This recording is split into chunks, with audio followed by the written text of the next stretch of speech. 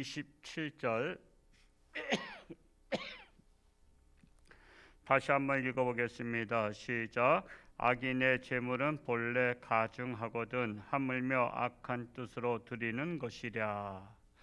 이 자신이 범한 죄를 청산하지 못한 채 드리는 그 악인의 재물은 본래부터 하나님께서 연락받지 않으신다는 것입니다. 왜냐하면 가증하다고 말했습니다. 악인의 재물은 가증하다. 더욱이 마음속에서 우러나오는 참된 사랑과 헌신이 없이 단지 자신의 이름을 드러내거나 다른 이익을 얻을 목적으로 재물을 드린다면 이는 오히려 하나님을 기만하고 만월히 여기는 극악한 범죄 행위에 속한다는 것입니다. 참 그런 일들이 예를 든다면 참 많죠. 이름을 드러내기 위해서, 그래서 선거 때 이 교회 저 교회 다니면서 헌금을 하는 분들도 없잖아 있죠. 그래서 그것도 자기 교회에다 헌금하는 것은 이해가 되지만 다른 교회까지 일부러 찾아가서 헌금하고 이런 것은 그 사람이 어떤 선거의 목적을 가지고 한 것으로 보잖아요. 세상에서도. 물론 하나님께서도 보시죠. 하나님께서도 우리가 예물을 드릴 때 이름을 내려고 해서는 안 된다는 것입니다. 그래서 이름을 내지 않고 했던 교회가 있었죠. 제가 그전에 말씀드렸습니다만 서울 강남에 있는 주님의 교회, 그 주님의 교회 거기는 정신여고에다가 예배당을 80억 이상을 들여서 옛날에 80억 이상 몇십 년 전인데 들여서 그걸 줘주고 강당으로 사용할 수 있도록, 그냥 주일날은 예배드리고 강당으로 사용할 수 있도록 학교에다 기증을 했습니다. 그 교회가 지금도 거기서 사용하고 있는데 그 목사님이 우리가 정말 이름을 내려고 해서는 안 된다. 그래서 이름을 쓰지 말고 그냥 정성껏 하나님 앞에 예물을 드리라. 그리고 그 교회는 뭐가 있냐면 각자 코드 번호가 있습니다. 그 코드 번호가 뭐냐면 교회를 등록한 순서대로 1번, 2번, 3번. 그래서 5,000번째 등록하신 분은 5,000번이고, 그러니까는 이름으로 내는 게 아니라 자기 코드 번호로. 그러니까 코드 번호로 하니까 다른 사람은 모르잖아요. 자기만 알고 있는 것이고, 이렇게 목회를 해오시다가 언젠가 한번 교인들의 헌금 생활하는 것을 이렇게 통계를 내보다 보니까 깜짝 놀란 것이 뭐냐면 이름을 내지 않고 하다 보니까 많은 장로님들이 11조 생활을 하지 않더라 이겁니다. 그래서 이게 너무 충격을 받으신 거죠. 장로님이나 항전직 되면은 기본적으로 그 11조 생활은 기본이잖아요. 그런데 이름이 없이 하다 보니까 안 내는 거예요. 그래서 이거 교역자 회의를 하고 나서 내년도부터는 각자 자기 이름을 써서 내라고 했답니다. 이름을 내서 하라. 그랬더니 그때부터 안 하시던 장로님들이 하시더라 이겁니다. 이름이 나오니까. 자, 그러면 우리가 심리적으로 생각해 보자고요. 이름이 나오니까 11조 생활하고 이름이 안 나오니까 안 하고, 그건 누구를 보게 하기 위해서 하는 거죠? 하나님이셔요, 사람이에요? 그거는 하나님은 이름을 안 써도 아셔요. 그의 중심을 보신 하나님께서 이름을 안 써도 그가 11조 예물을 드리는 그 정성을 아시는데 사람은 모르잖아요. 그렇죠? 사람은 몰라. 사람은 모르기 때문에 그냥 넘어가는 거예요. 근데 그런 심리가 많은, 그 교회만 그런 게 아니라 많은 교회들이 그래요. 많은 교회들이. 어느 교회나 다 그런 심리들이 있어. 이름이 안 나오면 안 해. 이름이 나오면 해. 근데 그것이 하나님 앞에 어떤 예물인가 생각해 봐야 돼요. 이게 하나님께서 기뻐 받으실 만한 예물인가? 이름이 나야만 하는 그 예물이면 그것은 하나님을 기쁘시게 하랴? 사람을 기쁘게 하랴? 거기에서 우리가 생각을 해봐야 된다라는 사실이에요. 저는 그 교회 그 사건, 그 얘기를 그 부교육자였던 친구가 그 얘기를 하는 것을 들으면서 참 쇼킹했습니다만, 사람의 심리가 그렇구나. 이름을 내야만 하는 그런 심리가 있어요. 가끔가다 우리 교회에서도 그 헌금들을 이렇게 하신 것을 이제 재정부가 헌금을 이제 그 헌금 개수위원들이 헌금을 기록하면서 거기에다가 해야 되는데 그 봉투를 이렇게 정리 안 됐거나 아니면은 그 주에 내지 못하고 나중에 가방 속에 그 헌금 가방에 넣어놨다가 주일날 빠뜨려. 그럼 헌금 봉투가 없어. 자신의 헌금 봉투가 없거나 아니면 헌금 개수위원들이 이름을 체크를 안 했거나 아니면은 또 이거를 거기 돼 있는 것을 다 치다가 어떤 이름이 빠졌어. 그러면 그것 때문에 시험 드는 분들이 계셔요. 시험 드는 분들이. 내 헌금 도둑 맞았다 이거지, 한마디로. 시험 든다는 것은 바로 그거 아니에요. 내 헌금 누군가가 가로채 갔다 이거예요. 그러면은 이제 그것을 찾지 않으면 오해를 받잖아요. 홍천주한께는 헌금을 도둑 맞는 교회다. 그래서 이게 또 나 헌금 냈는데 없어졌어 라고 또 이게 또 아는 분들한테 잠깐 나팔을 부신단 말이야. 그래서 추적을 하죠. 추적을 해. 그러면은 헌금 개수위원이 체크는 했는데 안 났다든가 아니면은 헌금 통계 여기에서 이름은 있는데 이게 어떻게 빠졌어. 사람을 하다 보면 빠질 수가 있죠. 그래서 이걸 하다 보면 이렇게 이름이 있다라고 헌금 장부까지 보여주면서 당신 이름은 있습니다. 근데 이게 불찰로 이게 빠졌습니다. 다음 주에 이름 나가겠습니다. 그렇게 해서 수습한 것이 한두 건이 아니에요. 그만큼 사람들은 자기 이름이 빠지면 이렇게 그 가지고 마음의 상처를 받고 시험에 들고 하는 것을 볼 수 있어요. 그것이 바로 아직은 신앙이 성숙하지 못한 결과이기 때문에 그렇게는 합니다. 그래서 우리가 예물을 드릴 때 정말 어떠한 마음의 자세로 드리냐가 중요합니다. 그래서 이 악인의 재물, 특별히 여기서는 악인의 재물이라고 했는데 악인은 재물을 드려도 하나님의 분노를 일으킬 수밖에 없다라는 거예요. 첫 번째로 성경에서 악인의 재물이 된 사건이 있었죠. 창세기 4장 1절 이하에 보면 아담의 아들 두 아들이 가인과 아벨이었잖아요.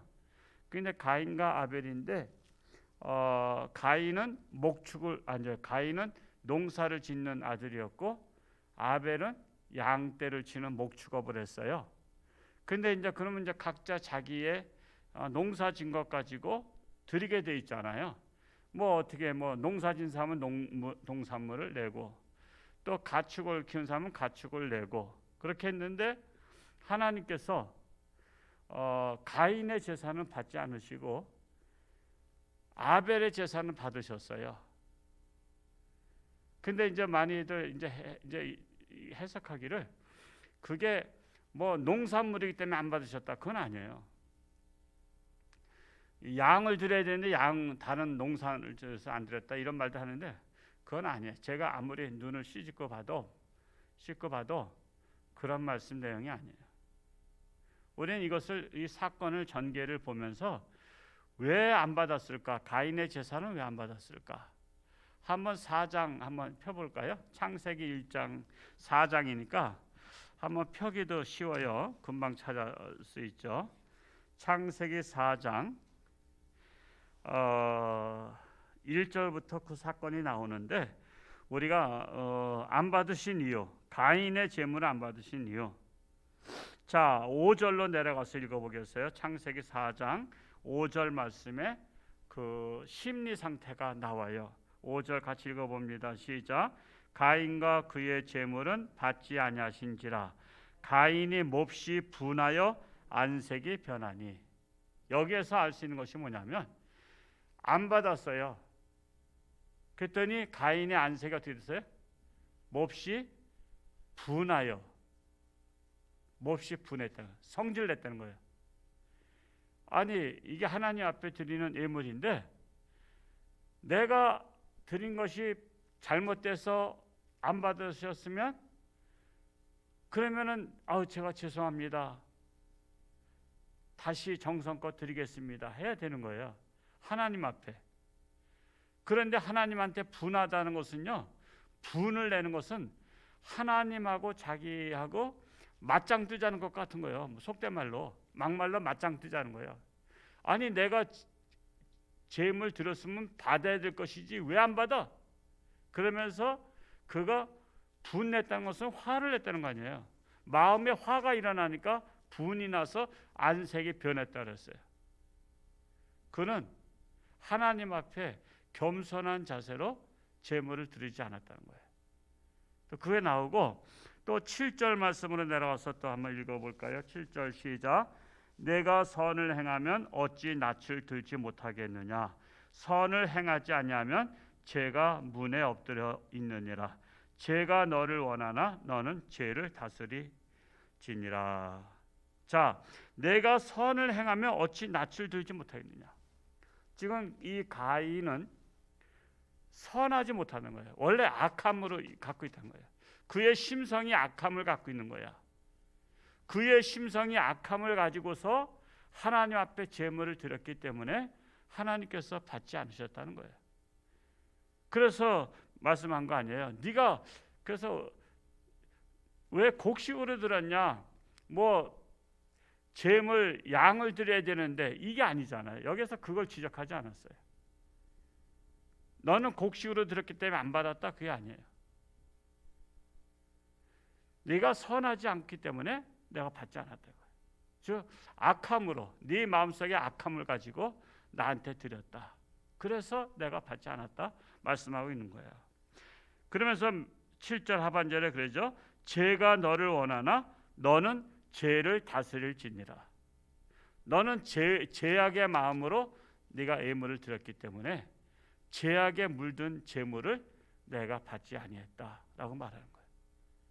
그래서 오늘날에도 이 말씀을 통해서 내가 죄악으로 드리는 것, 악한 마음으로 드리는 것, 선하지 못한 마음으로 드리는 것은 하나님께서 받지 않으신다라는 거예요. 그 말씀을 예로 들고 있는 것입니다. 뿐만 아니라 이사야서 1장 13절에는 너희들이 헛된 재물을 가져오지 마라. 헛된 재물을 가져오지 마라. 하나님 앞에 정성된 재물을 가져오라고 말씀하고 있는 것입니다. 뿐만 아니라 마태복음 5장에서는 23절과 24절에 형제와의 관계를 얘기하고 있어요. 형제와의 관계.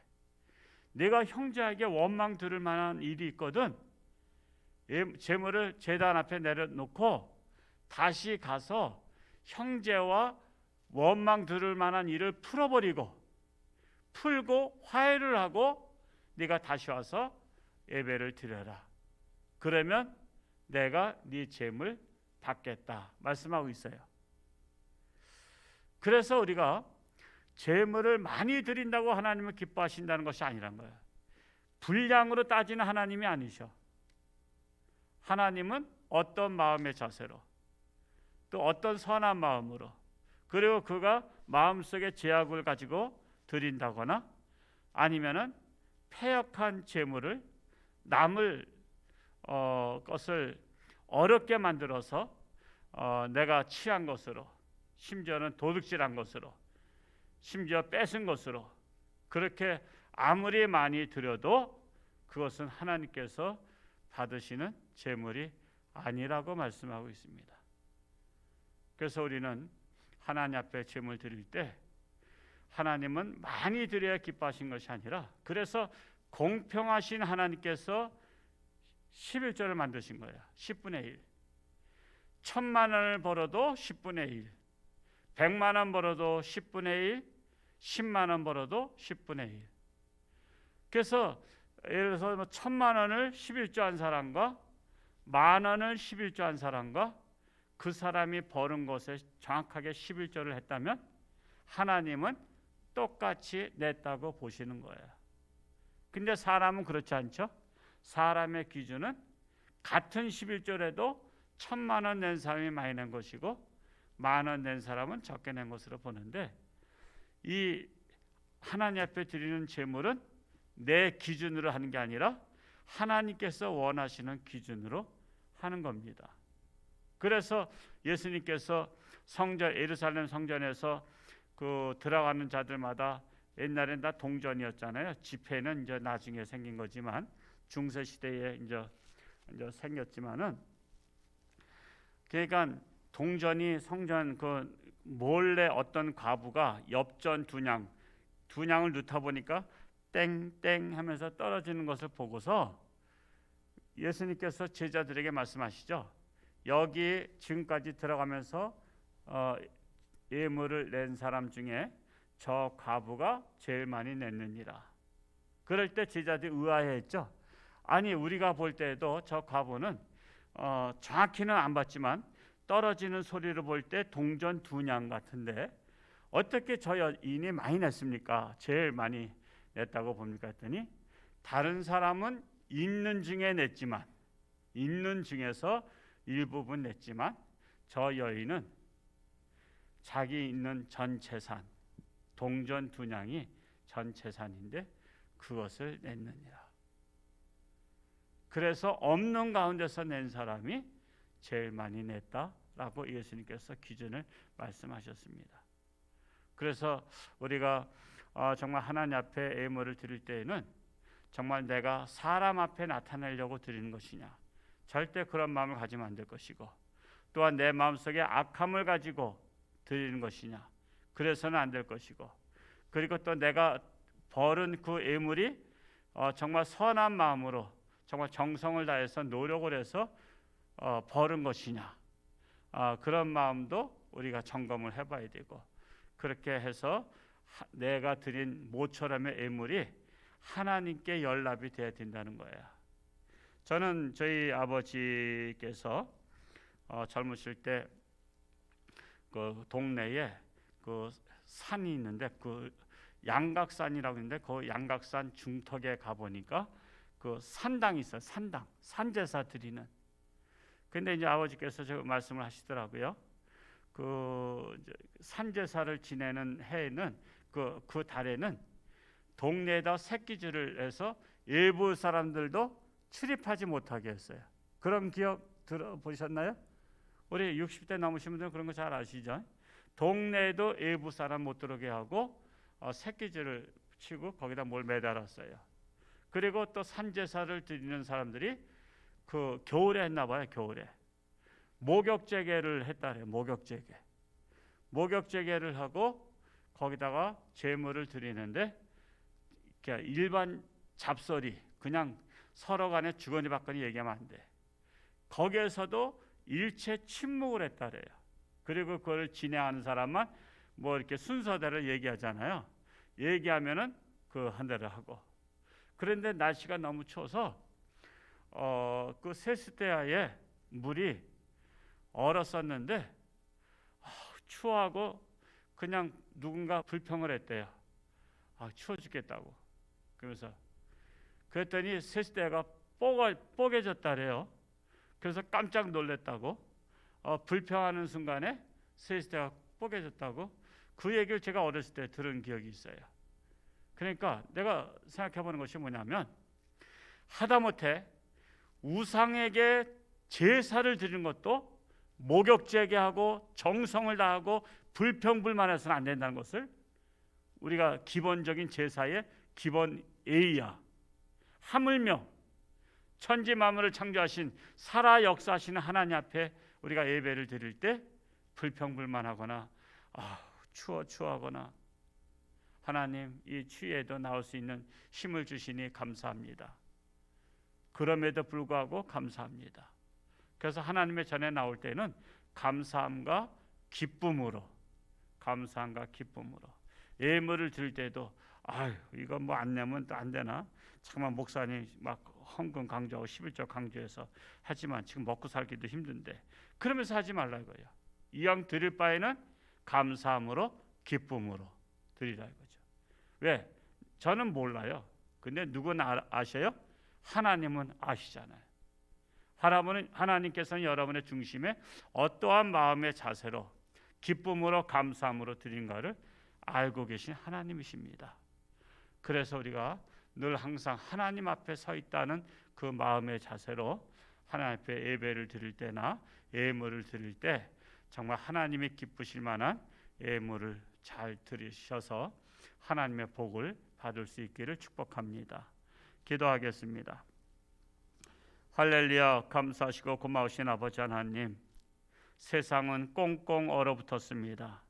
가장 추운 한파가 닥쳐왔다고 합니다. 그럼에도 불구하고 새벽을 깨워주시고 하나님의 전에 달려나올 수 있도록 인도해 주시니 감사드립니다. 늘 우리는 하나님 앞에 예배 드릴 수 있다는 것이 얼마나 감사한 일인지, 저 독재의 나라나 우상의 나라나 또한 공산국가에서는 예배를 드리고 싶어도 예배를 드리면 순교를 당해야 하는 그런 시대에 살고 있습니다. 우리나라도 코로나로 인해서 교회마저 예배를 드리지 말라고 하고 있는 시대에 살고 있습니다. 그럼에도 불구하고 하나님의 전에 달려나와 예배를 드릴 수 있다는 것이 얼마나 감사한지 모릅니다. 참으로 이 땅에 이 한파가 물러가게 하시고 특별히 코로나가 물러가게 하시고 우리가 마음껏 하나님 앞에 달려나와 예배 드릴 수 있는 날이 속히 오기를 간절히 소원합니다. 오늘도 저들의 삶 가운데, 가정 가운데, 직장과 사업적 가운데, 또한 건강 가운데 함께하사 승리하는 복된 날 되게 하여 주옵소서. 이 시간 하나님 앞에 귀한 11조의 물로 감사의 물로 구역 예물 드렸습니다. 평생 감사 은혜가 넘치는 가정들로 응답받는 가정들로 삼아 주옵소서. 예수님의 이름으로 축복하며 기도하옵나이다. 아멘.